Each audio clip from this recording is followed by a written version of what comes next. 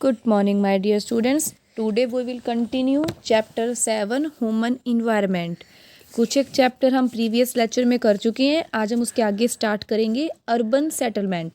Urban settlements are much larger in size as compare to rural settlement. Rural settlement से urban settlement क्या होते हैं, बहुत बड़े होते हैं. Cities, industrial towns and metropolis come under urban settlement. जो सिटीज़ है, इंडस्ट्रियल्स हैं, टाउन्स हैं, मेट्रोपोलिटन्स, महानगर, ये सारे अर्बन सेटलमेंट के अंदर आते हैं. Here houses are mostly made of concrete material. जो हाउसेज बनाए जाते हैं वो बहुत सॉलिड मटीरियल से बनाए जाते हैं and are much more durable as compare to rural houses. और जो रूरल हाउसेज के कंपैरिजन में बहुत अच्छे सॉलिड होते हैं. People in urban areas are engaged in service. जो अर्बन एरियाज के पीपल होते हैं वो बिजी होते हैं सर्विसेज में, such as banks, markets, education, health care, business and administrative works. जो अर्बन सेटलमेंट के लोग होते हैं वो इन चीज़ों में बिजी होते हैं. Urban settlements are classified on the basics of their main functions. Urban settlements को वर्गीकृत किया गया. कुछ बेसिक्स इसके मेन फंक्शंस हैं. Administrative towns, trading towns, defence towns, culture and educational towns, tourist towns. तो इनको आप ब्रीफली में आप खुद से रीड करेंगे. आपकी बुक में बहुत इजी वर्डिंग में दिया हुआ है कि एडमिनिस्ट्रेटिव टाउन्स में क्या होता है, ट्रेडिंग टाउन्स कौन से होते हैं, डिफेंस टाउन्स कौन से हैं, culture and education and tourist towns. Tourist town वैसे तो ये अपने नेम से ही मतलब कि डिफाइन है. ट्रेडिंग है कि कुछ भी मैन्युफैक्चरिंग या ट्रेडिंग वाला है. डिफेंस रक्षा का उसमें होगा, जैसे कुछ आर्मी वगैरह हो गए. कल्चर एंड एजुकेशनल जो हमारी संस्कृति उससे बिलोंग करता है. और टूरिस्ट टाउन जैसे जो घूमने की जगह होती है, हिली एरिया हो गए लाइक इस टाइप्स में कुछ. तो ये आप खुद से रीड करेंगे. उसके आगे हम स्टार्ट करेंगे urban rural interdependence. Urban rural interdependence क्या होता है? Urban centers, though well developed, are dependent on rural areas to fulfill many of their basic needs.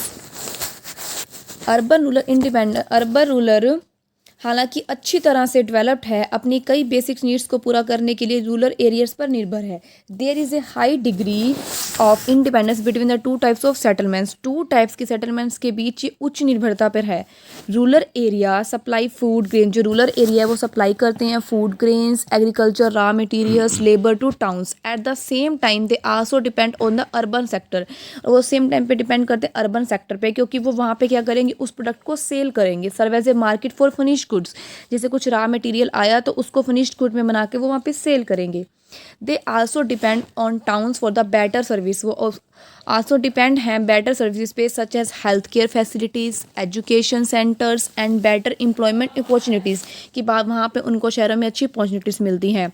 We have read that roads, railways, rivers and ports help in development of settlements both in rural and urban regions. Urban क्षेत्र में है, rural में और urban में भी है. Let us now read about the transport and communication facilities available to people in different regions.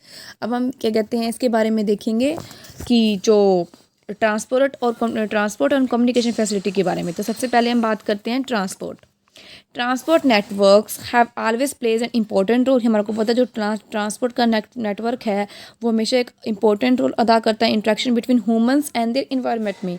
It has both a negative and positive impact on the environment. उसके positive भी है, नेगेटिव भी है. पॉजिटिव ये है कि हमको कहीं जाना हो तो हम आसानी से पहुंच सकते हैं.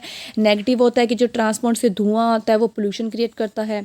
The world first wheeled vehicle was use during the जो फर्स्ट व्हील्ड व्हीकल था ड्यूरिंग द वो यूज़ हुआ था during the early civilisation in 3500 BCE में. कब हुआ था early civilisation? 3500 BC. The invention of the steam engine provided speed to transport which was further enhanced by other modern inventions.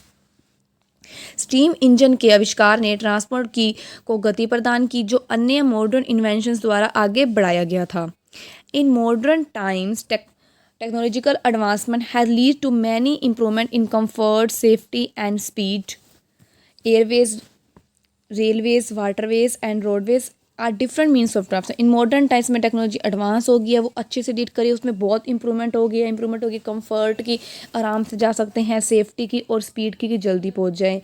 जैसे कि अब इसमें हम बात करते हैं Airways, railways, waterways and roadways are different means of transport।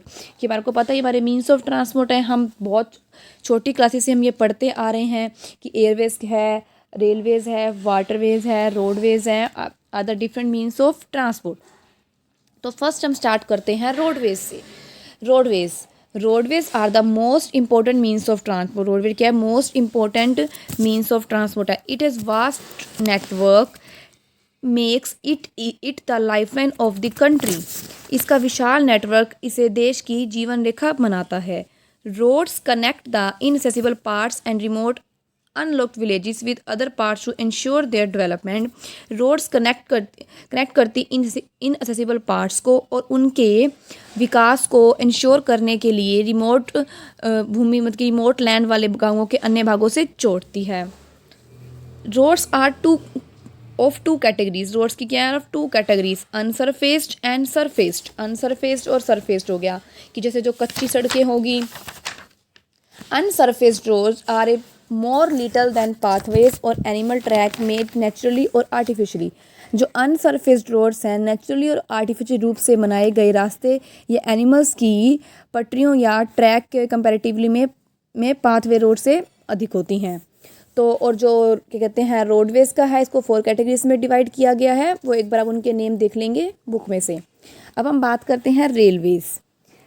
Railway में क्या है? The railway is also type of a land of transport that carry passenger. जिससे पैसेंजर भी जा सकते हैं और बुल्की गुड्स को ट्रांसफ़र किया जाता है। मतलब कि बुल्की मीन हो गया भारी गुड्स को।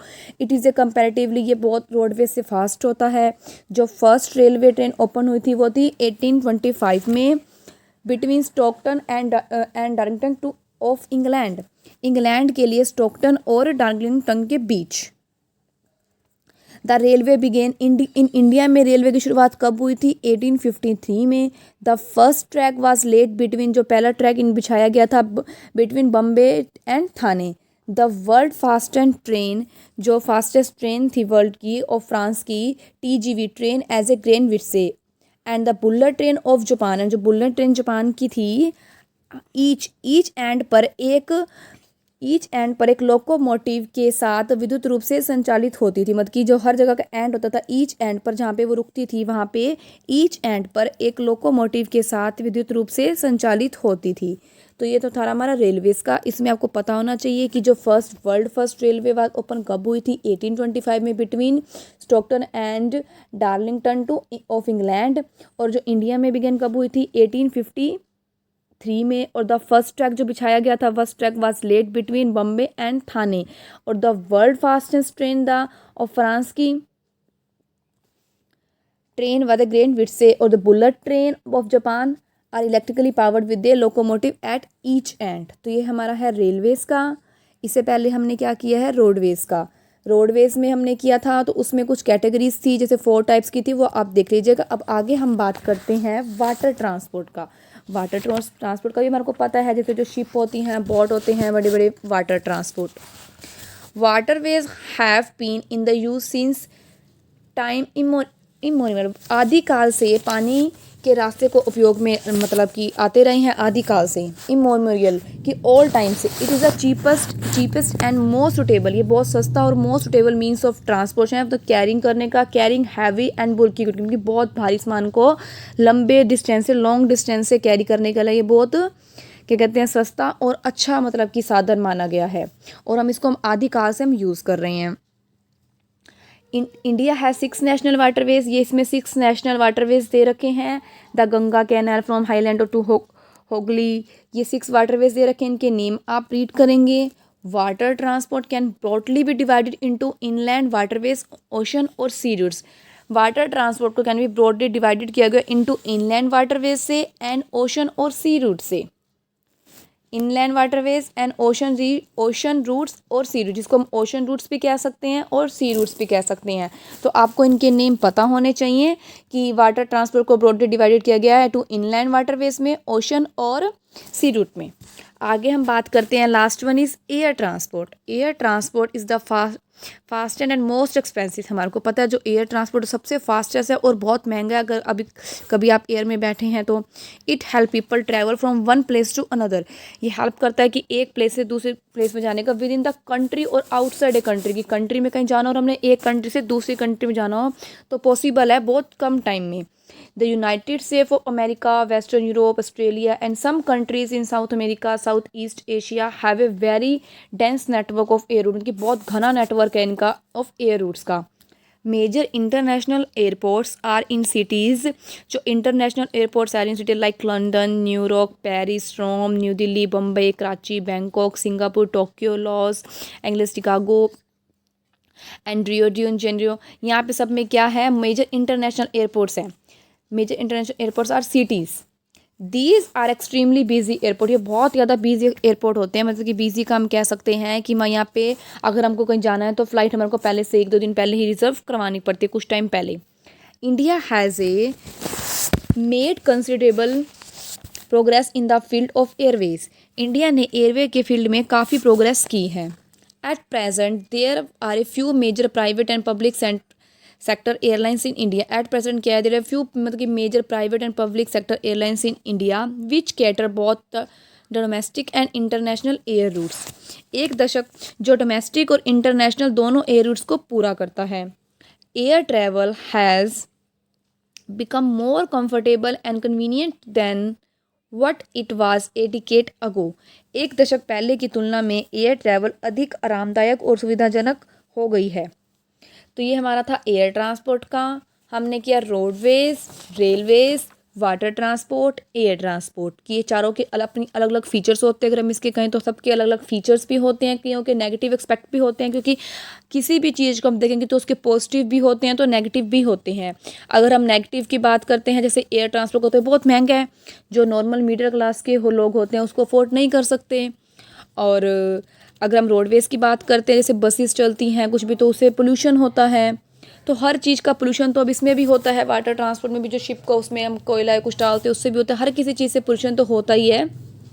तो हर ट्रांसपोर्ट के अपने नेगेटिव एस्पेक्ट्स भी होते हैं और पॉजिटिव एस्पेक्ट्स भी होते हैं। तो हमारे को इसमें हमने आज ट्रांसपोर्ट का कर लिया। नेक्स्ट वीडियो में हम इस चैप्टर को कंप्लीट करेंगे, कम्युनिकेशन का करेंगे। कम्युनिकेशन क्या होता है, means of communication, mass communication. Okay students, today is sufficient. Thank you. Have a good day.